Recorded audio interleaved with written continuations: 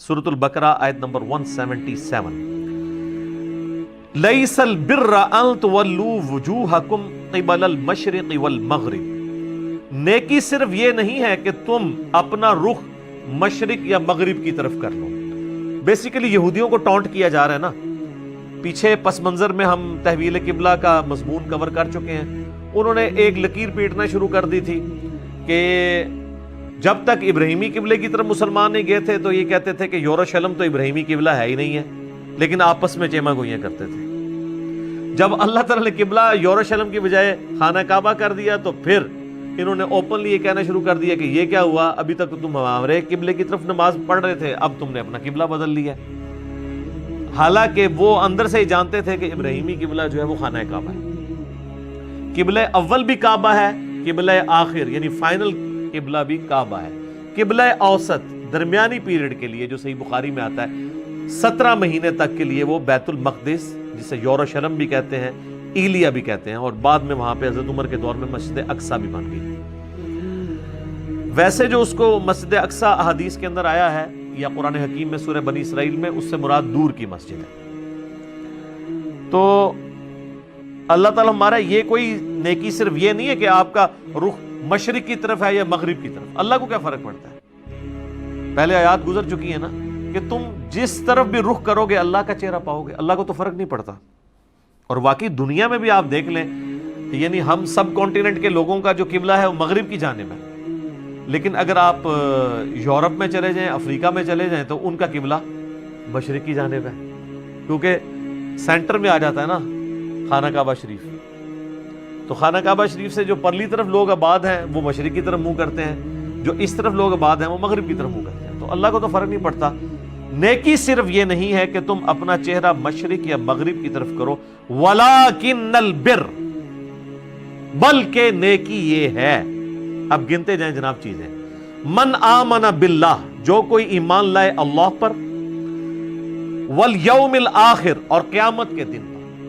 اللہ پر ایمان لانا کافی نہیں جب تک آخرت کو نہیں مانیں گے کہ اللہ نے پوچھنا بھی ہے. ویسے تو مزے ہی مزے ہیں، اگر اللہ نے پوچھنا نہ ہو تو اللہ کو ماننے یا نہ ماننے سے کوئی فرق نہیں پڑتا. آج آپ دنیا میں کسی کو آفر دینا کہ اللہ کو مان لو تو جنت ملے گی، نہ مانو تو کچھ نہیں ہوگا. لوگ کہیں گے ٹھیک ہے جی ادھر ہی جنت بنا لیتے ہیں. اصل چیز ہے آخرت کی جواب دہی. جو ایمان لائے اللہ پر اور آخرت کے دن کی جواب دہی کے اوپر، والملائکتی، اور فرشتوں پر، والکتاب، اور کتابوں پر، والنبیین، اور تمام انبیاء پر. یہ تو ہوگی بنیادی ایمانیات. اللہ پر ایمان، آخرت پر ایمان، فرشتوں پر ایمان، کتابوں پر ایمان، اور ایمان بالرسالت. ویسے تو یہ مین 3 کیٹیگری میں فال کرتی ہیں چیزیں جو ہم کہتے ہیں عقائد ثلاثہ ہیں مسلمانوں کے: عقیدہ توحید، عقیدہ رسالت، اور عقیدہ آخرت. عقیدہ توحید کے اندر ہی فرشتوں پہ ایمان بھی آتا ہے. ظاہر ہے کہ اللہ تعالیٰ نے وہ نمائندے مقرر کیے ہوئے ہیں، سب کیٹیگری میں فال کر جاتی ہے. عقیدہ رسالت کے اندر ہی کتابوں پہ ایمان آتا ہے کیونکہ کتابیں انبیاء پہ ہی نازل ہوتی ہیں. یعنی اگر آپ بڑی بڑی 3 کیٹیگریز بنائیں نا تو تمام اسلامی عقائد انہی 3 کیٹیگریز کے اندر فال کرتے ہیں. یا وہ عقیدہ توحید سے ریلیٹڈ ہوں گے، یا عقیدہ رسالت سے، یا عقیدہ آخرت سے. اب اگر ہم عذاب قبر کی بات کریں تو یہ عقیدہ آخرت کے اندر ہوتا ہے کیونکہ یہ دنیا کی زندگی کے بعد کی چیز ہے. اور جتنی شریعت ہے وہ عقیدہ رسالت کے اندر فال کرتی ہے کہ نبی الاسلام نے جو پیٹرن آف لائف دیا ہے اس کے مطابق آپ نے زندگی گزارنی ہے. وَآتَ الْمَالَ عَلَى حُبِّهِ ذَوِي الْقُرْبَى وَالْيَتَامَى وَالْمَسَاكِينَ وَابْنَ السَّبِيلِ، اور مال خرچ کرنا اس کی محبت میں اپنے قریبی رشتہ داروں پر، یتیموں پر، مساکین پر، اور مسافروں پر. وَالسَّائِلِينَ وَفِي الرِّقَابِ، اور جو غلام آزاد کرنے کے لیے اور مانگنے والوں کے لیے، جو لوگ آ جائیں خود مانگنے کے لیے ان پر خرچ کرنا، اور گردنیں چھڑانے کے لیے، غلام آزاد کرنے کے لیے. اب یہ جو علی حبی ہی ہے نا، اس میں ہا کی ضمیر اللہ کی طرف بھی جا سکتی ہے کہ اللہ کی محبت میں کوئی شخص مال خرچ کرے اپنے رشتہ داروں پر، یتیموں پر، مسکینوں پر، مسافروں پر، اور سوال کرنے والے اور غلام چھڑانے کے لیے.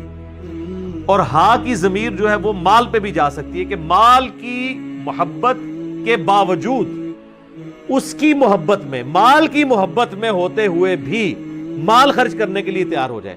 یعنی دل میں تو ہر ایک بندے کے مال کی محبت ہے نا، اس محبت کی پرواہ نہ کرے جو مال کے ساتھ اس کا شغف ہے، مال سے محبت رکھنے کے باوجود مال اللہ کی راہ میں دے دے.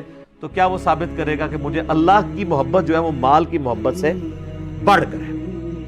اب ترتیب اللہ تعالیٰ نے لگائی ہے ایسی جو پنچ کرنے والی. سب سے پہلے رشتہ داروں کا نمبر، کیونکہ رشتہ داروں کو دینا یہ سب سے مشکل کام ہے. رشتہ داروں کو پھلتا پھولتا دیکھنا یہ شیطان نہیں برداشت کرنے دیتا. جتنا جیلسی فیکٹر ہے وہ رشتہ داروں کے ساتھ ہوتا ہے. یہ جتنے تعویذ دھاگے بھی آپ سنتے ہیں لوگ کرواتے ہیں وہ رشتہ دار کرواتے ہیں. باہر کے لوگوں کو کیا ضرورت ہے کسی سے جیلسی کرنے کی یا حسد کرنے کی؟ رشتہ دار. اسی لیے انسان رشتہ داروں کو اگنور بھی کر رہا ہوتا ہے. تو اللہ تعالیٰ نے پہلی ضرب یہ لگائی ہے کہ سب سے پہلے رشتہ داروں کا حق ہے. اچھا، رشتہ داروں میں یہ کوئی نہ سمجھے کہ میرے کزنز جو ہیں یا میرے ماموں خالو، نہیں. سب سے پہلے رشتہ دار آپ کے بیوی، بچے، ماں باپ، بہن بھائی ہیں. اس کے بعد باقی رشتہ دار ہوتے ہیں. لوگ اکثر پوچھ رہے ہوتے ہیں وہ زکوٰۃ دینی ہے، بہن میری بیوہ ہے دے دیں. بھئی اس سے زیادہ کوئی حقدار ہی نہیں، اس کا تو کوئی کمانے والا نہیں. بھائی کو دے دیں، بالکل دے سکتے ہیں. سب سے زیادہ حقدار وہ لوگ ہیں. اس کے بعد یتیم. ظاہر ہے یتیموں کا کوئی سرپرست نہیں ہے، مشکل ہے ان کے لیے زندگی گزارنا. مساکین جو بالکل غربت کی، جس کو آپ کہتے ہیں نا کہ وہ سطح غربت سے نیچے کی زندگی گزار رہے ہیں. اور مسافر. اب یہ مسافر والا معاملہ آج کل ذرا سمجھنا مشکل ہے. آپ ذرا آج سے 100 سال پہلے چلے جائیں نا تو پھر آپ کو یہ بات سمجھ آئے گی کہ جو لوگ سفر پر نکلتے تھے دوسرے ملکوں کے سفر پر، اس وقت تو ملکوں کی باؤنڈریز بھی ایسا نہیں بنی تھی. آپ کو پتا ہے کہ ملکوں کی باؤنڈریز جو ہے نا یہ 20ویں صدی کی بدعت حسنہ ہے. اس سے پہلے ملک نہیں ہوتے تھے. جب سلطنت عثمانیہ ٹوٹی ہے اور جنگیں عظیم ہوئی ہیں، اس کے بعد یہ ملکوں کی ڈویژن اور یہ ویزے شروع ہیں، ورنہ لوگ پہلے خانہ بدوشی کی زندگی گزارتے تھے. آج بھی اگر یہ ملکوں کی باؤنڈریز ختم کر دی جائے نا تو دنیا سے غربت ختم ہو جائے.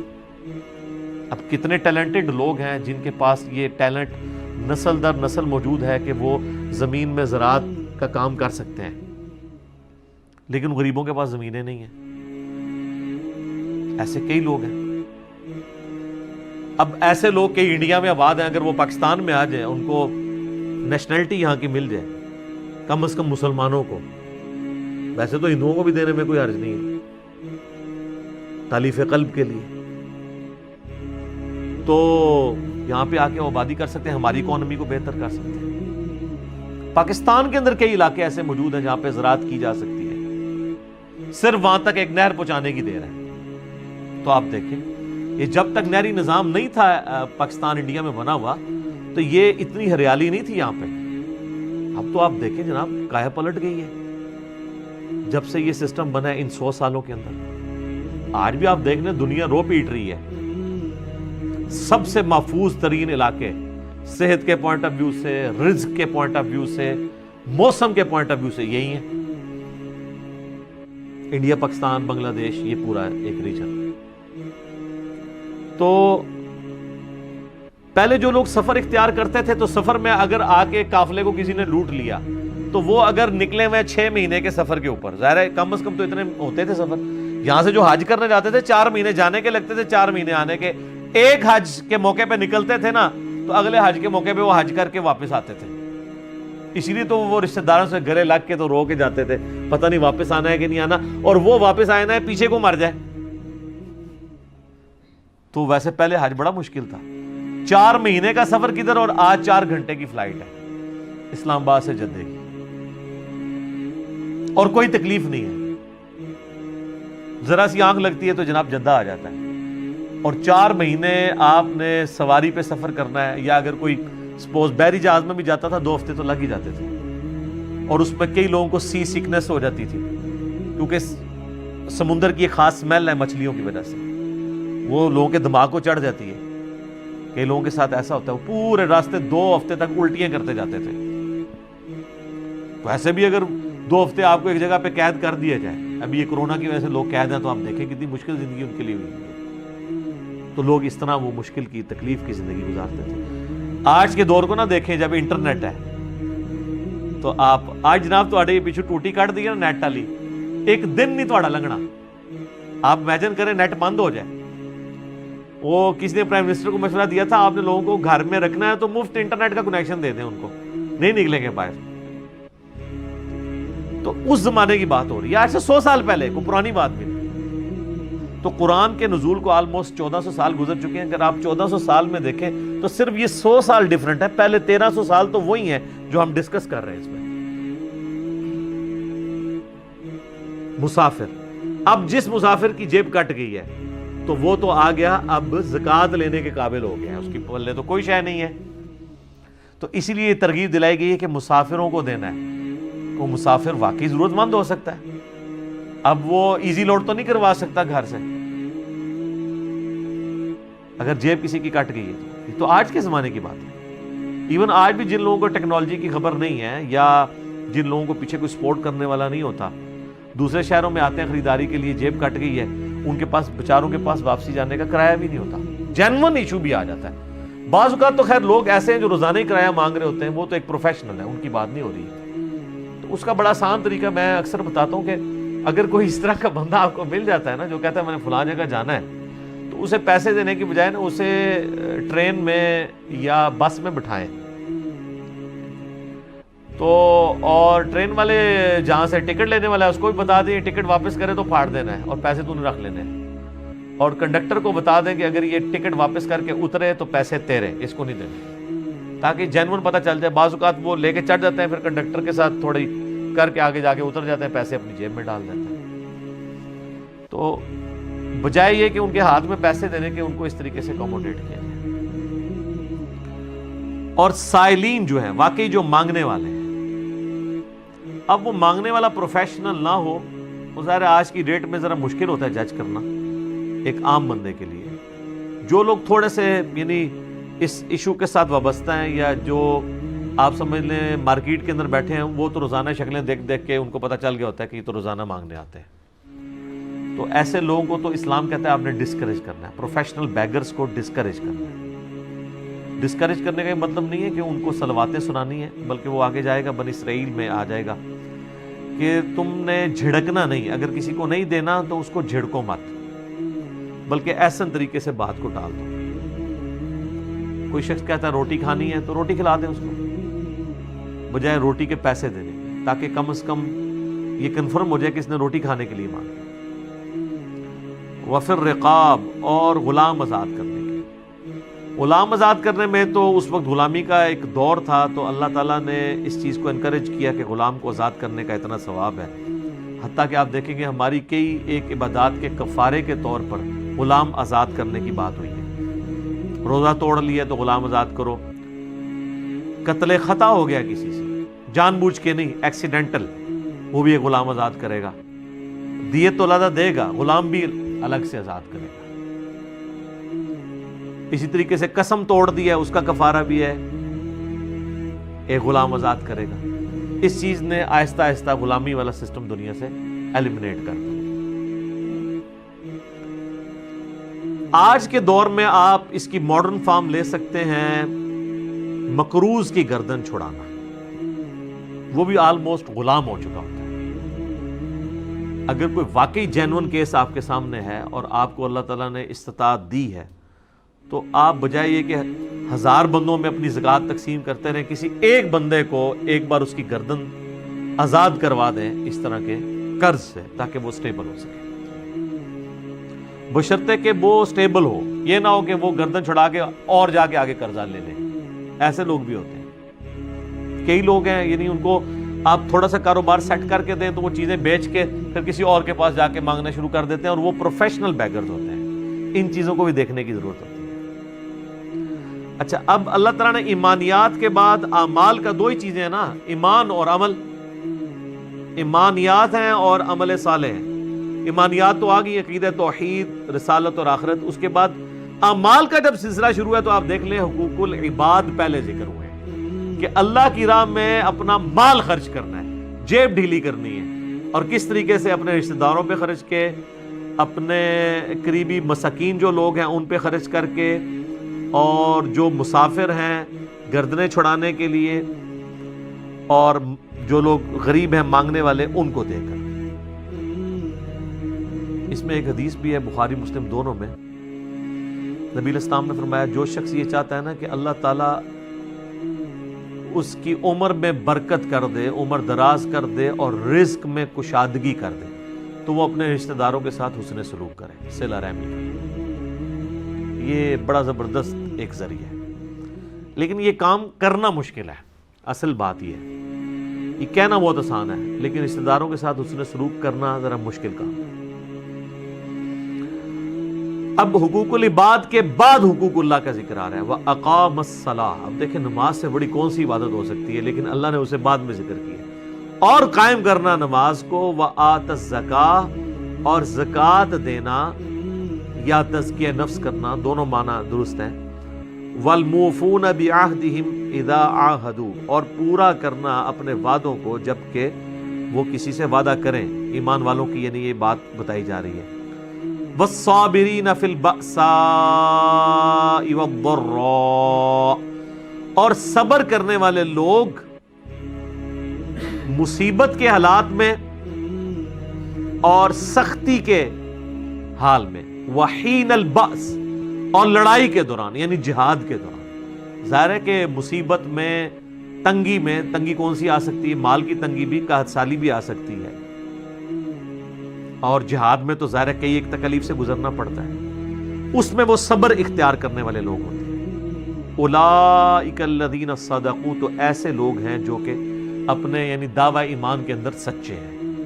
واولئک هم المتقون، اور یہی وہ لوگ ہیں جو حقیقی طور پر پرہیزگار ہیں۔ یعنی تقوی کا معیار اللہ کے نزدیک جو ہے، اب یہاں پہ کہیں آپ دیکھ لیں کہ کوئی لمبی داڑھی ہونا، پگڑی ہونا، شلوار ٹخنوں سے اوپر ہونا، شکل و صورت جو ہے وہ کوئی مذہبی گیٹ اپ بنا لینا، کوئی اس چیز کا کہیں پہ ذکر نہیں ہے۔ چند ایک بنیادی چیزوں کا ذکر ہے، ایمانیات کے بعد حقوق العباد، اور اس کے بعد حقوق اللہ۔ یا ایھا الذین آمنوا کتب علیکم القصاص، اے اہل ایمان تم پر اللہ تعالیٰ نے یہ فرض کر دیا ہے کہ قصاص لو، فی القتل، قتل کے معاملے میں، یعنی یہ بدلہ لینا یہ اللہ تعالیٰ نے ایز این اوبلیگیشن شریعت کا حصہ بنایا ہے۔ کس لیول کا بدلہ؟ الحر بالحر، آزاد کے بدلے آزاد قتل ہوگا۔ اب ظاہر اس وقت غلامی کا دور تھا، اگر کسی آزاد بندے نے کسی غلام کو مار دیا، اب جس نے مارا ہے قاتل، اسی قاتل کو قتل کیا جانا چاہیے، تو وہ کہتا تھا اچھا میں غلام خرید کے تمہیں دے دیتا ہوں، میرے بدلے میں اسے قتل کر دو، ٹھیک ہے نا؟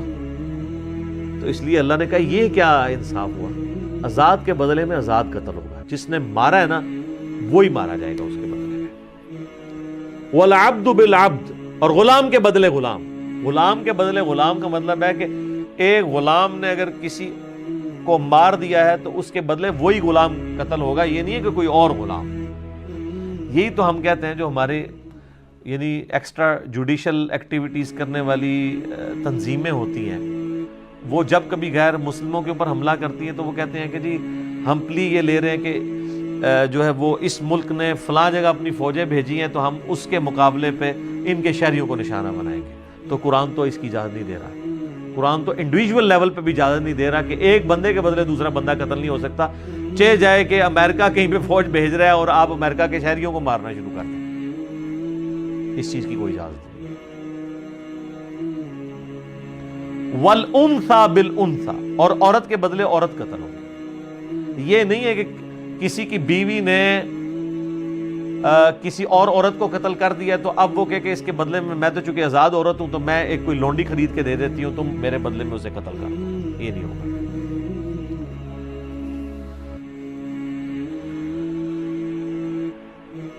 فَمَنْ عُفِيَ لَهُ مِنْ أَخِيهِ شَيْءٌ، اب ایک اللہ تعالیٰ ایک آپشن دے رہا ہے اس حوالے سے،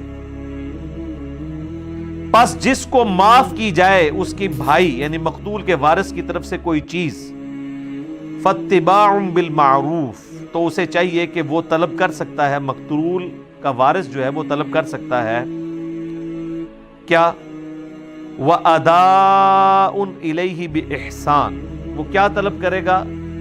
دیت طلب کرے گا، اور وہ جو دیت طلب کرنا ہے وہ ہوگا دستور کے مطابق، یعنی اس کے لیے کوئی چیز مقرر نہیں کی گئی ہے۔ لیکن اگر آپ احادیث میں ہیں تو سنن نبی داؤد میں حدیث ہے کہ نبی علیہ السلام نے اپنے مبارک زمانے میں پہلے سے ایک دیے چل رہی تھی، اسی کو اسٹیبلش کیا ہے کہ 100 اونٹ دیے جائیں گے یا اس کی مالیت۔ سر 100 اونٹ آج کے بھی آپ دیکھ لیں کم از کم 2-2.5 کروڑ روپے بن جاتا ہے۔ ایک نارمل اونٹ 2 لاکھ روپے کا تو ہوتا ہی ہے نا، بیل 1.5 لاکھ تک پہنچ چکے ہیں، لاکھ تک۔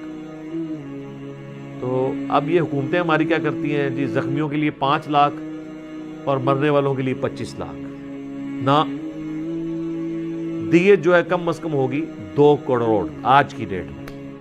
100 اونٹ جب بھی یعنی آپ قیمت اس کی کیلکولیٹ کرتے رہے۔ ذالک تخفیف من ربکم ورحمہ، یہ تمہارے رب کی طرف سے رعایت ہے اور رحمت ہے، یعنی رعایت دے دی گئی ہے۔ اگر کوئی شخص یعنی چاہتا ہے کہ اپنے یعنی مقتول کے بدلے میں قاتل کو معاف کرنا چاہے تو اس کے عوض اس سے خون بہا لے سکتا ہے مال کی فارم میں، اور یہ بھی اجازت ہے، پریفریبل نہیں ہے، وہ آگے آ جائے گی۔ پریفریبل یہی ہے کہ قتل کے بدلے قتل ہو تاکہ ڈیٹرنس ہو۔ تو یہ اللہ کی طرف سے ایک آسانی ہے اور رحمت ہے۔ فَمَنِ اعْتَدَى بَعْدَ ذَلِكَ فَلَهُ عَذَابٌ أَلِيمٌ، تو جو کوئی زیادتی کرے اس کے بعد تو اس کے لیے ہے دردناک عذاب، وَلِعَوْذُ بِاللَّهِ تَعَالَى۔ وَلَكُمْ فِي الْقِصَاصِ حَيَاةٌ يَا أُولِي الْأَلْبَابِ لَعَلَّكُمْ تَتَّقُونَ، اور اے عقل مندو تمہارے لیے قصاص لینے میں ہی زندگی چھپی ہوئی ہے معاشرے کی، تاکہ تم اللہ سے ڈر سکو۔ یہ وہ جو بات آ گئی کہ آپشن ضرور دے دیا کہ آپ خون بہا لے سکتے ہیں، لیکن کہا کہ یہ آپشنل ہے۔ قتل کے مقدمے کی پیروی ہونی چاہیے اور قاتل کو مقتول کے بدلے میں ٹانگا جانا چاہیے، ورنہ تو پھر قاتل اگر دندناتے پھریں گے اس طریقے سے تو پھر معاشرے میں نار کی پھیل جائے گی۔ جس معاشرے میں احترام جان، احترام مال نہیں ہوگا وہ معاشرہ کیسے قائم رہ سکتا ہے؟ تو کہا گیا کہ پوری انسانیت کی زندگی چھپی ہوئی ہے اس کے اندر، ظاہر ہے پوری انسانیت کی ہے۔ جب ایک آپ بے لگام لوگوں کو چھوڑ دیں گے تو معاشرہ تو پھر بنانا ریپبلکس بن جائیں گی۔ اس کا کلائمیکس تو آگے چل کے آئے گا جناب سورہ المائدہ کی آیت نمبر 32 میں، کہ جس نے ایک جان کو ناحق قتل کیا گویا اس نے پوری انسانیت کو قتل کر دیا، اور جس نے ایک جان کو بچا لیا، اس کی زندگی بچا لی، گویا پوری انسانیت کو بچا لیا۔ سورہ النساء کے اندر آئے گا کہ جو شخص بھی جان بوجھ کے کسی کو قتل کرتا ہے نا، اس کی جزا ہمیشہ کی جہنم ہے، ہمیشہ کی جہنم۔ یہ قتل کا معاملہ بڑا کرٹیکل ہے جناب۔ سنن نبی داؤد میں حدیث ہے، نبی علیہ السلام نے فرمایا اللہ تعالیٰ یا تو شرک کو معاف نہیں کرے گا، یا پھر اگر کسی مؤمن کو کسی نے ناحق قتل کیا یہ گناہ معاف نہیں کرے گا، اس کے سوا جتنے گناہ وہ چاہے گا معاف کر دے گا۔ لہٰذا یہ جو آیت ہے نا سورہ النساء میں آیت نمبر 48 اور 116 جو 2 دفعہ آئی ہے، ان اللہ لا یغفر ان یشرک بہ ویغفر ما دون ذلک لمن یشاء، بے شک اللہ اس گناہ کو کبھی معاف نہیں کرے گا کہ کوئی شخص اس کے ساتھ شرک کرتے ہوئے دنیا سے چلا گیا، اس کے سوا جتنے گناہ ہیں معاف کر دے گا جس کے لیے چاہے گا۔ یعنی وہاں پہ بھی اوپن لائسنس نہیں ہے، چاہے گا تو معاف کرے گا، اگر نہیں چاہے گا تو نہیں معاف کرے گا۔ تو وہ کون سا ایسا گناہ ہو سکتا ہے کہ جو وہ نہ چاہے کہ معاف کیا جائے؟ وہ قتل ناحق ہے۔ صحیح بخاری میں حدیث ہے، جس نے ایک ذمی کافر کو بھی ناحق قتل کر دیا، یعنی جو اسلامی حکومت میں ٹیکس دے کر رہ رہا تھا، تو ایسا مسلمان جنت کی خوشبو بھی نہیں پائے گا، حالانکہ جنت کی خوشبو 40 سال کی مسافت سے آ رہی ہوگی۔ یعنی قیامت کا 50,000 سال کا دن ہے، قرآن میں آیا تو اس 50,000 سال میں جب 40 سال باقی رہ جائیں گے نا تو جنت کی خوشبو آنا شروع ہو جائے گی، لیکن اس شخص کو جنت کی خوشبو بھی نہیں آئے گی جس نے کسی کافر کو ناحق قتل کر دیا کسی اسلامی حکومت کے اندر۔ بخاری اور مسلم دونوں میں حدیث ہے، قیامت والے دن سب سے پہلے جس مقدمے کا فیصلہ ہوگا وہ قتل کا مقدمہ ہے۔ جامعہ ترمذی میں حدیث ہے، نبی علیہ السلام نے فرمایا کسی شخص کا ایک مؤمن کو قتل کرنا اللہ کے نزدیک ایسا ہی ہے گویا کہ وہ پوری دنیا کو تباہ و برباد کر دے۔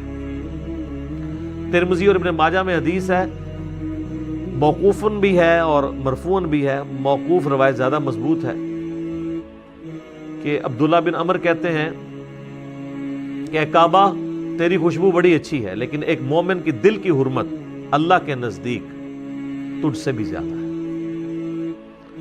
ابو داؤد میں حدیث ہے کہ قیامت والے دن مقتول اپنے قاتل کو پیشانی کے بالوں سے گھسیٹتا ہوا اللہ کے عرش کے قریب چلا جائے گا، اتنا وہ اللہ کے قریب ہو جائے گا اس حال میں کہ وہ مقتول اس کی رگوں سے خون بہہ رہا ہوگا اور اس نے اپنے قاتل کو پیشانی کے بالوں سے یوں گھسیٹ رہا ہوگا اور کہے گا یا اللہ اس نے دنیا میں مجھ سے زندگی چھینی تھی، مجھے آج بدلہ چاہیے۔ ظاہر ہے سبب تو وہی بنا نا، ویسے تو انسان کی زندگی مقرر ہے جتنی ہے، لیکن جس کے تھرو ایگزیکیوٹ ہو رہی ہوتی ہے اس نے تو اس جرم میں یعنی بدلہ تو اس سے لیا جائے گا۔ اور سنن نسائی میں آگے الفاظ ہیں، وہ صحابی کہتے ہیں کہ اے حکمرانوں قتل میں کسی کی معاونت مت کرو، یعنی وہ انہوں نے اسپیسیفکلی حکمرانوں کو یہ بات سنائی ہے کیونکہ حکمرانوں کے دماغ میں زیادہ کیڑا ہوتا ہے نا کہ اپنے سے اختلاف کرنے والوں کو قتل کروا دینا، جس طرح آل امیہ آل عباس کرتے رہے۔ آج تو بڑا مبارک دور ہے، آج کل تو یعنی آپ پرائم منسٹر کو گالیاں بھی نکالتے رہتے ہیں تو وہ کوئی نہیں مارا جاتا بندہ، لیکن جب بادشاہت کا دور تھا اس وقت تو وہ اختلاف رائے پہ بھی قتل کر دیتے تھے۔ تو قتل کے اوپر معاونت نہ کرو، یعنی جو حکمران ہیں ان سے پوچھا جائے گا ایکسٹرا جوڈیشل کلنگ، ماورائے عدالت قتل کے اوپر، یہ بہت سینسٹیو ایشو ہے، لوگ اسے بڑا ہلکا جان رہے ہوتے ہیں لیکن اللہ تعالیٰ کے حضور یہ بہت ہی سخت معاملہ ہے۔ قل اعوذ باللہ تعالی، اللہ تعالیٰ ہمیں محفوظ رکھے اس معاملے میں، آمین ثم آمین۔ کتب علیکم اذا حضر احدکم الموت، تم پر یہ بھی فرض کیا گیا ہے کہ جب تم میں سے کوئی شخص نزع کے عالم میں ہو، موت آ دھمکے اس پر، ان ترک خیرا الوصیۃ للوالدین، کہ وہ وصیت کر دے اپنے مال میں سے اپنے والدین کے لیے، والاقربین اور قریبی رشتہ داروں کے لیے، بالمعروف معروف طریقے سے انصاف کے ساتھ، حقا علی المتقین یہ پرہیزگاروں پر اللہ کی طرف سے حق ہے۔ یہ سورہ البقرہ کی آیت نمبر 180 میں مرنے سے پہلے وصیت کرنا ضروری قرار دیا گیا، لیکن یہ آیت منسوخ ہے، اس کو منسوخ کیا ہے سورہ النساء میں وراثت کی احکامات میں۔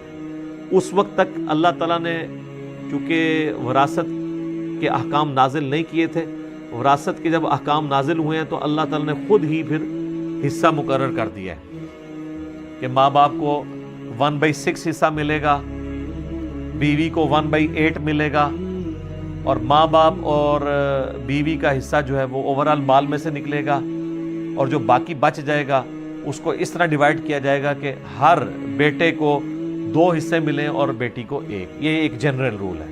پھر آگے اس میں کئی ایک اور آگے کرولریز کے طور پہ چیزیں آتی ہیں مختلف سچویشن میں، تو اس سے پہلے یہ وصیت کرنا ضروری تھا۔ فَمَن بَدَّلَهُ بَعْدَ مَا سَمِعَهُ فَإِنَّمَا إِثْمُهُ عَلَى الَّذِينَ يُبَدِّلُونَهُ، تو جو کوئی وصیت کو بدل دے سن لینے کے بعد، ظاہر ہے کہ ریٹن میں ہو تو سب سے بہتر ہے، ورنہ لوگ موت کے وقت لوگوں کو گواہ کر دیتے تھے کہ میں یہ کر رہا ہوں، تو اس وقت زبانی کلامی بھی، یہ آج والا معاملہ نہیں ہے کہ لوگ لکھ کے بھی مکر جاتے ہیں، اس وقت تو زبانی بات بھی جو ہوتی تھی وہ کہا جاتا تھا مرد کی زبان ہے، وہ واقعی مرد کی زبان ہوتی تھی، پتھر پہ لکیر۔ تو اللہ تعالیٰ مارا ہے کہ مرنے کے بعد اگر کسی شخص نے یعنی کسی کمیونٹی نے، اس کے رشتہ داروں نے مرنے والے کی وصیت کو بدل دیا تو اس کا گناہ ان کے اوپر ہوگا۔ مرنے والے کا کوئی قصور نہیں، اس نے تو اپنا حق ادا کر دیا۔ ان اللہ سمیع علیم، بے شک اللہ تعالیٰ سننے والا اور علم والا ہے۔ لیکن ساتھ ہی اللہ تعالیٰ نے ایک اس میں چیز ہائی لائٹ کر دی ہے، یہ بھی ہو سکتا ہے کہ جو وصیت کرنے والا ہے وہ زیادتی کر جائے، یعنی کوئی آخری وقت میں اس کا کوئی موڈ آف تھا، ایک بچے کو اس نے محروم ہی کر دیا۔ خیر لیکن یہ تو اب باتیں ختم ہو چکی ہیں نا، اب تو کوئی نہ آگ کر سکتا ہے کسی کو، آگ کرے گا بھی تب بھی اولاد جو ہے وہ اس کو حصہ ملنا ہی ملنا ہے، آگ کرنے سے وہ آگ نہیں ہوتا، پاکستان کے قانون میں بھی نہیں ہوتا۔ تو اللہ تعالیٰ بارے کہ جسے یہ خطرہ ہو، فمن خاف من موص جنفا او اثما فاصلح بینہم فلا اثم علیہ، کہ جو مرنے والے نے وصیت کی ہے اس میں اس نے یعنی جانبداری کا کوئی مظاہرہ کیا ہے، تو وہ پھر پیچھے جو وارثین ہیں وہ آپس میں یعنی اس کو ریزالو کر سکتے ہیں کہ یار اس کا یہ چھوڑ دیا تھا، اس کو بھی تھوڑا سا حصہ دینا چاہیے، اس طریقے سے اس کو سیٹل کر لیں، یعنی مرنے والے کی وصیت کو بدل بھی سکتے ہیں۔ ان اللہ غفور رحیم، تو بے شک اللہ تعالیٰ بھی بخشنے والا مہربان ہے، یعنی مرنے والے کی وصیت کو آپ بدل سکتے ہیں، وہ وصیت جس کو واجب تھا پورا کرنا۔ اسی میں امپلائیڈ ہے کہ اگر کوئی شخص مرتے مرتے یہ کہتا ہے نا کہ میری لاش کو فلاں جگہ لے جانا ہے دفنانے کے لیے، میرے گاؤں میں دفنانا ہے، تو اب اولاد کا کام ہے کہ وہ دیکھے کہ مطلب یہ فیزیبل بھی ہے کہ نہیں۔ کئی لوگ ہیں امریکہ اور یورپ میں ہمیشہ کے لیے شفٹ ہو گئے ہیں، مرتے مرتے ان کے بابے کہہ جاتے ہیں جی میری جو لاش جو ہے نا وہ پاکستان بھجوا دینی ہے، کس کے لیے؟ آپ لوگوں کو مصیبت میں ڈالنے کے لیے کہ آپ لوگ ان کے جنازے پڑھیں، ادھر ہی دفنائیں، تاکہ اولاد نے اگر کبھی اپنا غم غلط کرنے کے لیے قبر پہ جانا تو قبر موجود تو ہونا، اور اس طرح قبر کو باقی رکھنا تو سنت ہے۔ صحیح مسلم میں نبی علیہ السلام اپنی والدہ کی وفات کے آلموسٹ 50 سال کے بعد ان کی قبر پہ گئے اور وہاں پہ روئے جا کے۔ تو یہ تو نہیں ہے کہ ایک بندہ جو ہے وہ ہجرت کر کے کہیں چلا گیا اور وہ اپنے آبائی علاقے میں اس کو بھیج دیتا ہے کہ جی وصیت کر دے کہ وہاں پہ دفنایا جائے۔ جو ورثاء ہیں وہ دیکھیں کہ یار کون سی چیز فیزیبل ہے، اس کے مطابق عمل کریں۔ اسی طریقے سے وہ وصیت کر دیتا ہے کہ جی میرے مرنے کے بعد اتنے پیسے فلاں مولانا صاحب کو دے دو، فلاں مدرسے میں دے دو۔ یہ اب آپ دیکھیں کہ بعد میں وہ کیا ہوا ہے، کئی لوگ تو زندگی میں ہی لکھوا لیتے ہیں، اور جو زندگی میں نہیں لکھوا سکتے وہ میت کے اوپر اونچی اونچی آواز میں کہتے ہیں جی بس آخری ویلیج کہندے سن، آخری ویلیج کہندے سن، اور تاکہ کوئی نہ کوئی شرم کر کے کچھ نہ کچھ دے ہی دے۔ لوگ ان لوگوں کو کیا ہے، مطلب جھوٹ بولتے ہوئے کو دیر لگتی ہے، تو آخری ویلیج پاویں کہندے سن پاویں لکھ کے بھی دے گئے نے، یہ اولاد پیچھے ڈیسائیڈ کرے گی کہ یہ فیزیبل ہے یا نہیں ہے، کہ یہ پیسہ جو ہے وہ کدھر جا رہا ہے۔ دیکھیں نا جی اب پچھلے دنوں جو فیصل عیدی صاحب نے کیا ہے کہ انہوں نے جا کے 1 کروڑ کا چیک جا کے پرائم منسٹر کو پکڑا دیا، یہ خیانت کی ہے انہوں نے۔ اسلام میں تو اس چیز کی اجازت نہیں ہے۔ جن لوگوں نے انہیں پیسہ دیا ہے وہ اس لیے دیا ہے کہ وہ ان پہ اعتماد کرتے ہیں کہ ان کے ذریعے چیریٹی میں جائے۔ یہ تو حکومتوں کے کام ہے کہ این جی اوز کو پیسہ دیں، نہ کہ این جی اوز جو ہیں وہ اپنا پیسہ دیں۔ اور پھر میں نے تو وہ ایک کاغذ بھی دیکھا کہ سول ایویشن اتھارٹی کی طرف سے نکلا ہوا ہے جس میں انہوں نے ایئر ایمبولینس یوز کی ہے کراچی سے اسلام آباد جانے کے لیے، چیک پکڑانے کے لیے۔ سول ایویشن اتھارٹی کا لیٹر نکلا ہوا ہے، اور اس کی ابھی اس کو نکلے ہوئے 5-6 دن ہو گئے، کوئی تردید نہیں آئی ہے۔ وہ لیٹر بھی دیکھنے سے اوریجنلی لگ رہا ہے، یعنی انہوں نے مان لیا کہ ایسا ہی ہوا ہے، اور نظر بھی آ رہا ہے۔ ظاہر ہے فیصل عیدی صاحب تو کوارنٹین میں بیٹھے ہوئے ہیں نا۔ کراچی کا بندہ اگر اسلام آباد پہنچ گیا ہے تو کوئی جن تو نہیں ہے وہاں پہنچا ہے۔ کراچی کا بندہ جو کراچی میں ہوگا، اسلام آباد میں ہوگا، ٹریفک تو بند ہے، تو کیسے پہنچا ہے؟ وہ اپنی ایئر ایمبولینس لے کے ٹکٹ، یعنی 1 کروڑ کا تو ٹکٹ، وہ 1 کروڑ کا تو وہ چیک دیا انہوں نے، اور جو پیسے خرچ ہوئے ہیں جہاز کے اوپر اپنا جہاز لے کے۔ سر جس ملک کے اندر وزراء، پرائم منسٹرز، آرمی چیفز پورے چارٹرڈ طیارے لے کے جا رہے ہوں تو سر اتنے پھر عیدی صاحب کا بیٹا بھی کہے گا میں کیوں نہ لے کے جاواں، میں تو پھر بھی ڈلیور کر رہے ہیں نیشن نو۔ ظاہر ہے اوپر بڑوں کو ہی دیکھا جاتا ہے نا۔ اور آپ دیکھیں نیچے کتنے لوگوں نے کمنٹس کیے کہ آندہ سے ہم 1 روپیہ نہیں ان کو دیں گے۔ وہ 1 روپیہ اس نے 1 کروڑ روپیہ دے کے اپنے کروڑوں روپے لوز کروا لیے۔ تو اس طرح کی بھی معاملات یعنی مس ہینڈل ہو جاتے ہیں لوگوں سے۔ تو یہ دیکھنا چاہیے کہ جب کوئی شخص وصیت کرتا ہے آپ اس کی وصیت کو اس طریقے سے مال جس کام کے لیے دیا گیا اس کام کے لیے استعمال کریں، آپ اس کی اجازت کے بغیر نہیں کر سکتے۔ اکثر آپ مساجد میں بھی دیکھتے ہوں گے کہ لوگ پیسے دے کے جاتے ہیں اور کہتے ہیں یہ مسجد کے بل کے لیے استعمال کر لیں. اب جب دیتے وقت اس نے یہ شرط لگا دی ہے نا سر، تو مسجد کے بل کے علاوہ کسی اور چیز کے لیے وہ استعمال نہیں ہو سکتا الا کہ اس سے اجازت لی جائے. وہ لوگ کیوں ایسے کہہ رہے ہوتے ہیں؟ ان کو یہ یقین ہوتا ہے کہ یہ مولانا صاحب اپنی جیب میں استعمال کریں گے، اپنے اوپر لگا لیں گے. کیونکہ اکثر جو تگڑے قسم کے مولوی ہیں وہ تو مسجد کمیٹیاں آگے پہلے توڑ دیتے ہیں جیسے اسٹرانگ ہوتے ہیں، چندہ اپنے قبضے میں کر لیتے ہیں. پھر کوئی ان کی یعنی ڈکلیئرڈ تنخواہ تو ہوتی ہے 15,000، لیکن جو انڈکلیئرڈ ہے ان کے خرچے بتا رہے ہوتے ہیں کہ یہ 15,000 تو روز کا خرچ کر رہے ہیں. تو کہاں سے کر رہے ہوتے ہیں؟ وہ چندہ ان کے قبضے میں ہوتا ہے. اس لیے جو سمجھدار لوگ ہیں نا وہ چندہ باکس پہ لکھوا دیتے ہیں کہ جی اس میں جو چندہ آپ ڈالیں گے اس کے کلی اختیار ہوں گے خرچ کرنے والوں. یہ باپا جانی والوں کے جو آپ چندے دیکھیں گے نا ان کے اوپر یہ عبارت لکھی ہوتی ہے، اور یہ بڑے شرعی طور پہ صحیح لکھی ہوئی ہے انہوں نے، کیونکہ وہ بری ذمہ ہو گئے ہیں. اب آپ نے ڈال دیا تو اس پہ لکھا ہے کہ اس میں جو چیز ڈالیں گے وہ ہمیں فل اختیار ہوگا، ہم اسے جہاں مرضی استعمال کریں. اچھا لفظ کیا استعمال کیا؟ کلی اختیار. کلی سے ہر شے آ سکتی ہے جناب، کوئی دنیا کی چیز ہے وہ کل بھی آ سکتی ہے. تو اب آپ نے ڈال دیا تو وہ بری ذمہ ہو گئے. ہاں دنیاوی طور پہ بری ذمہ ہو گئے، باقی اللہ کو تو وہ جواب دیں گے کہ وہ کلی میں انہوں نے اگر وہ اپنی ذاتیات اس میں لے آئے ہیں اور دین کے اوپر نہیں لگایا انہوں نے، اور اپنی خدمت کرنے کو دین کی خدمت سمجھ لیا ہے، تو وہ تو اللہ تعالیٰ کو جواب دے ہوں گے. وَلِعَوْذُ بِاللَّهِ تَعَالَى. اچھا میرے بھائیو، اب اگلی جو آیات ہیں رمضان المبارک کے کانٹیکسٹ میں آیات آ رہی ہیں. یہ مسلسل 6 آیات سورۃ البقرہ کی آیت نمبر 183 سے لے کر 188 تک، یہ پورا ایک رکوع ہے. 23 نمبر رکوع سورۃ البقرہ کا، یہ مکمل رمضان المبارک سے ریلیٹڈ ہے. رمضان کے روزوں کو یہ یونیکنس حاصل ہے باقی تمام اسلامی عبادات پہ کہ قرآن حکیم کے اندر حج کا ذکر سکیٹرڈ فارم میں کئی ایک صورتوں میں، سورۃ البقرہ کے اندر ذکر آ جائے گا، سورۃ الحج کے اندر ذکر آ جائے گا، اور صورتوں کے اندر. زکوٰۃ کا ذکر تو پورے قرآن میں سکیٹرڈ ہے، نماز کا پورے قرآن کے اندر سکیٹرڈ ہے. نماز کا طریقہ اور احکام و مسائل بہت کم ڈسکس ہوئے ہیں، لیکن رمضان کے روزے ایک ایسی عبادت ہے کہ جو ایک ہی جگہ پہ قرآن میں آئی ہے اور کہیں اور نہیں آئی ہے، اور اس کے آلموسٹ جتنے موٹے موٹے مسائل ہیں وہ سب کے سب اللہ تعالیٰ نے اس میں کور کر دیے ہیں. یہ رمضان المبارک کو باقی ساری عبادات کے اوپر فضیلت حاصل ہے. یہ 6 آیات رکوع نمبر 23 سورۃ البقرہ آیت نمبر 183 سے لے کر 188 تک. یا ایھا الذین آمنوا کتب علیکم الصیام، اے اہل ایمان تم پر روزے فرض کر دیے گئے ہیں، کما کتب علی الذین من قبلکم لعلکم تتقون، جیسا کہ تم سے اگلی امتیں جو گزر چکی ہیں، جو تم سے پہلے گزر چکی ہیں، ان پر فرض کیے گئے تھے تاکہ تم تقوی کی روش اختیار کر سکو. رمضان شریف کی آلموسٹ آمد ہے 1441 ہجری میں،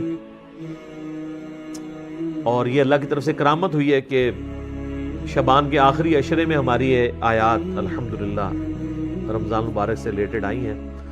رمضان مبارک کے جتنے بھی احکامات ہیں کتاب و سنت کی روشنی میں نے بڑی ڈیٹیل کے ساتھ ان کے اوپر ایک لیکچر ریکارڈ کروا دیا ہے، جو کہ آلموسٹ 5 نشستوں میں ہے. مسئلہ number 53A B C D اور E، اور ہر نشست آلموسٹ 1.5 گھنٹے کی ہے، جس میں رمضان شریف سے ریلیٹڈ ہر چیز کور کی گئی ہے جو کوئی پوچھ سکتا ہے. وہ کلپس بھی میں نے بھائیوں کو بتا دیا ہے، وہ وقتاً فوقتاً رمضان شریف کے پہلے عشرے میں ہی آلموسٹ سارے کے سارے کور کر لیں گے ہم. سورۃ البقرہ کا یہ رکوع بھی اس میں کور ہوگا، اس کے بعد بخاری مسلم کی روشنی میں 17 صحیح الاسناد احادیث، اور جو سحری کے افطاری کے احکام و مسائل ہیں، اسی طریقے سے عورتوں کے روزے کی رخصت کیا ہے، مسافر کے روزے کی رخصت کیا ہے، قضاء کا اور کفارے کا کیا معاملہ ہے، مریض سے ریلیٹڈ کیا چیزیں ہیں، ٹیکہ لگانے سے روزہ ٹوٹتا ہے نہیں ٹوٹتا، جتنے بھی جدید اور قدیم فقہی احکام و مسائل ہیں آلموسٹ 40 کے قریب ہیں جو اس میں ہم نے کور کیے ہیں، ایک ایک حدیث کا انٹرنیشنل نمبر اس میں بتایا ہے۔ تو وہ انشاءاللہ ہمارے یوٹیوب چینل کے اوپر تو آلریڈی اپلوڈڈ ہیں، دوسرے جو ہمارے ان آفیشیل یوٹیوب چینلز ہیں ان کے اوپر سے خصوصاً مسلم اونلی سے وہ انشاءاللہ اپلوڈ ہوں گے، اور ہمارے فیس بک جو ہے انجینئر محمد علی مرزا اس کے اوپر یہ انشاءاللہ تعالیٰ ساتھ ساتھ اپلوڈ ہوں گے۔ آپ کو واٹس ایپ گروپس میں بھی انشاءاللہ تعالیٰ وہ کلپس آنا شروع ہو جائیں گے انشاءاللہ تعالیٰ۔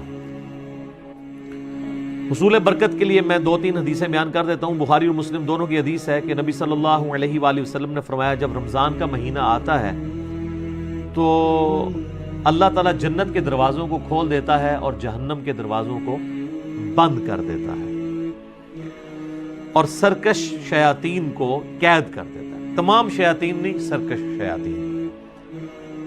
ایک اور حدیث ہے، نبی الاسلام نے فرمایا، یہ بھی حدیث بخاری و مسلم دونوں میں ہے، کہ رمضان المبارک میں اللہ تعالیٰ نیکیوں کا ثواب آلموسٹ 10 گنا سے 700 گنا تک بڑھا دیتا ہے، اور اللہ تعالیٰ فرماتا ہے کہ روزہ خاص میرے لیے ہے اور میں ہی اس کی جزا دوں گا، اور ایک ترجمہ یہ بنتا ہے روزہ خاص میرے لیے ہے اور میں ہی اس کی جزا ہوں، کیونکہ روزہ وہ عبادت ہے جو جب تک کوئی شخص ایکسپوز نہ کرے نا آپ کسی کو جج نہیں کر سکتے۔ نماز تو فزیکلی پڑھتا ہوا نظر آ جائے گا، تو روزہ ایک ایسی عبادت ہے جو خاص میرے لیے ہے اور میں ہی اس کی جزا دوں گا۔ بخاری مسلم میں ایک حدیث یہ بھی موجود ہے، نبی الاسلام نے فرمایا کہ ایک جنت کا دروازہ جس کا نام ہے الریان، وہ خاص ان لوگوں کے لیے ہے جو رمضان مبارک کے روزے رکھنے والے ہیں، کہ وہ اس دروازے سے داخل ہوں گے۔ پھر بخاری اور مسلم کی ایک اور حدیث ہے، نبی الاسلام نے فرمایا جس نے ایمان اور احتساب کے ساتھ رمضان مبارک کے روزے رکھے، ایمان اور احتساب یعنی ایمان کے ساتھ اور احتساب ہے اصلاح نفس کی کوشش پلس ثواب کی نیت خالصتاً اللہ کے لیے، تو اللہ تعالیٰ اس کے پچھلے سارے گناہ معاف فرما دے گا۔ جس نے ایمان اور احتساب کے ساتھ رمضان مبارک کی راتوں کا قیام کیا، اللہ تعالیٰ اس کے پچھلے سارے گناہوں کو معاف کر دے گا۔ جس نے ایمان اور احتساب کے ساتھ شب قدر کا قیام کیا، اسے پچھلے سارے گناہ اللہ تعالیٰ معاف کر دے گا۔ اور یہ میں نے سب سے آسان طریقہ اس میں بتایا کہ آپ ایٹ لیسٹ عشاء اور فجر کی نماز کا اہتمام کریں کہ کوئی رکعت فوت نہ ہو۔ صحیح مسلم میں حدیث ہے، ایک تابعی کہتے ہیں میں مسجد میں بیٹھا تھا، مسجد نبوی کے اندر، حضرت عثمان غنی رضی اللہ تعالیٰ عنہ علیہ السلام کا دور تھا، تو مغرب کی نماز کے تھوڑی دیر بعد حضرت عثمان مسجد میں آ گئے، اور مجھے انہوں نے کہا کہ بیٹا میں نے نبی علیہ السلام سے یہ خود سنا تھا کہ جو شخص عشاء کی نماز جماعت سے ادا کر لے گویا اس نے آدھی رات کا قیام کیا، اور جو فجر بھی جماعت سے پڑھ لے گویا اس نے پوری رات کا قیام کیا۔ تو یعنی وہ بتانا چاہ رہے تھے کہ میں عشاء کی نماز سے اتنی دیر پہلے مسجد میں اس لیے آ گیا ہوں تاکہ عشاء کی جماعت چھوٹے نہ۔ آج کل تو مشکل نہیں ہے کیونکہ ہم لوگ تو رات کو سوتے ہی 12 بجے کے بعد ہیں، ان زمانوں میں لوگ بڑے جلدی سو جاتے تھے، اسی لیے مغرب کے بعد سونے کی ممانعت بھی آئی ہے۔ پورے دن کی مزدوری فجر کے وقت اٹھے ہوئے ہوتے تھے، عشاء اتنی مشکل ہو جاتی تھی، اسی لیے تو ہے بخاری مسلم میں کہ منافقین پہ 2 نمازیں بھاری ہیں، فجر اور عشاء کی، اور خصوصاً عشاء کے لیے بھی آیا بخاری مسلم میں کہ اگر یہ جان لیتے تو اپنے سرین کے بل گھسیٹتے ہوئے آتے ہیں مسجد کے اندر۔ اور فجر کے بارے میں سنن نسائی میں آیا کہ میرا دل کرتا ہے ان لوگوں کے گھروں کو آگ لگا دوں جو مسجد میں نماز نہیں پڑھتے، فجر کی نماز کے بارے میں بھی، اور بخاری مسلم میں یہ الفاظ جو ہیں وہ عشاء کی نماز کے بارے میں بھی ہیں۔ تو آج کے زمانے میں آپ ذرا عشاء کو نہ قیاس کریں، آج کل تو عشاء سب سے آسان ہے ہماری نمازوں میں، کیونکہ ہماری جو روٹین ہے لائف کی وہ بدل چکی ہوئی ہے، اس لیے ہم اس تکلیف کا احساس نہیں کر سکتے جس سے صحابہ کرام گزرے۔ ایام معدودات، گنتی کے چند دن ہے یہ رمضان کا مہینہ، فمن کان منکم مریضا، اور اس میں بھی اگر تم میں سے کوئی مریض ہو، او علی سفر، یا وہ سفر پر ہو، فعدۃ من ایام اخر، تو وہ اپنی گنتی کو باقی دنوں میں پورا کر سکتا ہے۔ مسافر اور مریض وہ روزہ چھوڑ سکتا ہے، چاہے وہ جو مرضی حالت ہو، یعنی یہ نہیں کوئی کہہ سکتا کہ جی سفر بڑا آسان ہے، نہیں، سفر میں رکھنے کی اجازت ہے، بخاری مسلم میں حدیث ہے، نبی علیہ السلام نے اسے ڈسکریج کیا ہے، لیکن جب صحابہ نے پوچھا یا رسول اللہ ہم رکھ لیں تو فرمایا ہو جائے گا روزہ، لیکن پریفریبل نہیں ہے کہ رکھا جائے۔ دوسرے دنوں میں گنتی پوری کر دی جائے.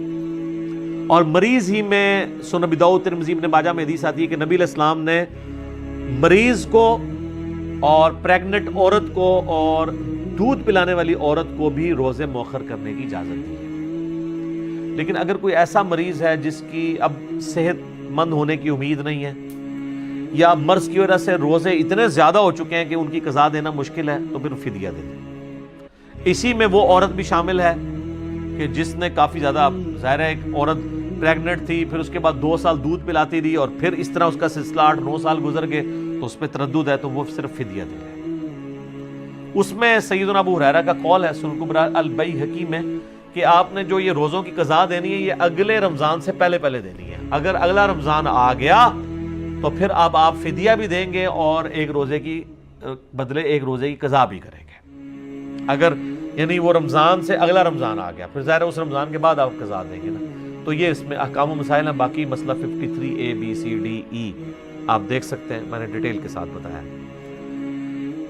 وَعَلَى الَّذِينَ يُطِيقُونَهُ فِدْيَةٌ طَعَامُ مِسْكِينٍ، اور وہ لوگ جو بڑی مشکل سے ہی ادا کر سکتے ہیں روزہ، بڑی مشکل سے وہ طاقت رکھتے ہیں، تو وہ فدیہ دے دیں مساکین کو.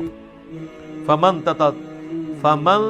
تطوع خیرا فہو خیر لہ، اور جو کوئی خوشی سے زیادہ نیکی کمانا چاہے، یعنی بعد میں روزہ بھی رکھ لے، اگر فدیہ بھی دیا تھا بعد میں اس کی صحت ٹھیک ہوگی روزہ بھی رکھ لے تو وہ اللہ تعالیٰ کی طرف سے اجازت ہے. وَأَن تَصُومُوا، اور دیکھو اگر تم روزہ رکھو تو خیر لکم، اسی میں زیادہ اللہ کے نزدیک تمہارے لیے بہتری ہے. ان کنتم تعلمون، اگر تم جانتے ہو.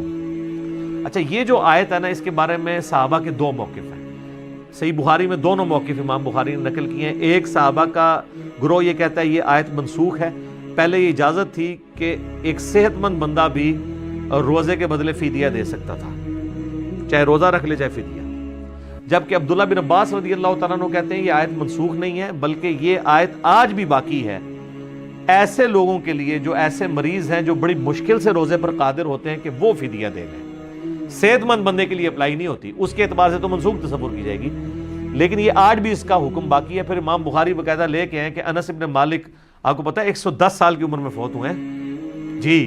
8 سال کی عمر میں حضور کے پاس آئے ہیں اور 10 سال آپ کو وضو کرواتے رہے ہیں. ان کی عمر 18 سال تھی تو نبی علیہ السلام دنیا سے چلے گئے. ہم صحابہ کے بارے میں سوچتے ہیں تو سمجھتے ہیں کچھ چٹی چٹی داڑھی والے ہوں گے. 18 سال حضور کی وفات کے وقت. ابن عباس کہتے ہیں میری عمر 13 سال تھی جب دنیا سے نبی علیہ السلام چلے گئے. اتنے بڑے فقیہ. عبداللہ بن عمر 22 سال کے تھے، حضور فوت ہو گئے. یہ آپ کو جتنا کچھ پتا چلتا ہے نا یہ نبی علیہ السلام کی مبارک زندگی کے بعد کے ان کے کارنامے ہیں.